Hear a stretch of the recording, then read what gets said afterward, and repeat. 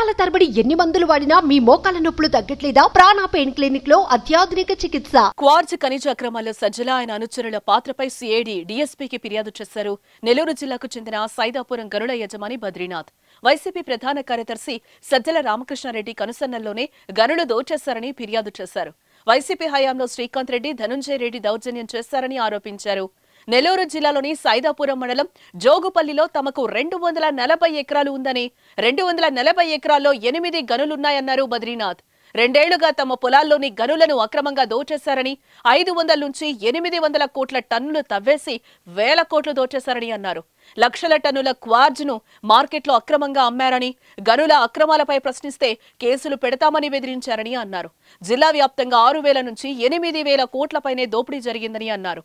అనేక సార్లు కోర్టుకు వెళ్లి ఆర్డర్లు తెచ్చినా తమని లెక్క చేయలేదని అన్నారు. సిద్ధేశ్వర స్వామి కొండను కూడా తవ్వేశారని బద్రీనాథ్ ఆందోళన వ్యక్తం చేశారు. చంద్రబాబు ప్రభుత్వంలో తమకు న్యాయం జరుగుతుందని బద్రీనాథ్ విశ్వాసం వ్యక్తం చేశారు. అయితే వైసీపీపై ఇటువంటి దోపిడీ ఆరోపణలు బయటకు వస్తూ ఉండటం సంచలనంగా మారింది. ప్రభుత్వ సలహాదారు మన వైసీపీ ప్రభుత్వంలో ఆయన సజ్జల బెనామీగా నెల్లూరు జిల్లాలో వ్యవహరిస్తూ వీళ్ళందరికీ మించి ఒక ఆయన ఉన్నాడన్న మన పౌర సరఫరాల శాఖ మంత్రిగా కారుమూరు నాగేశ్వరరావు, వాళ్ళ అల్లుడు ఉన్నాడు సందీప్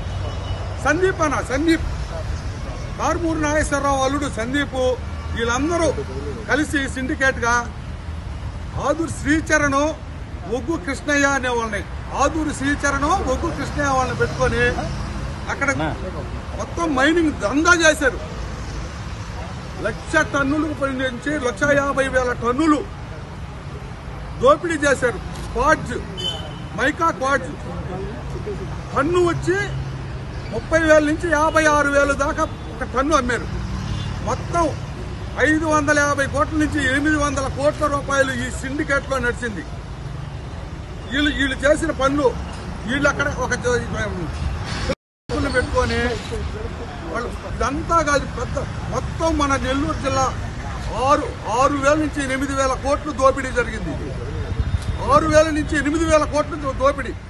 సుమన్ టీవీలో మీ పర్సనల్ అండ్ బిజినెస్ ప్రమోషన్స్ కోసం కింది నెంబర్కి కాంటాక్ట్ చేయండి.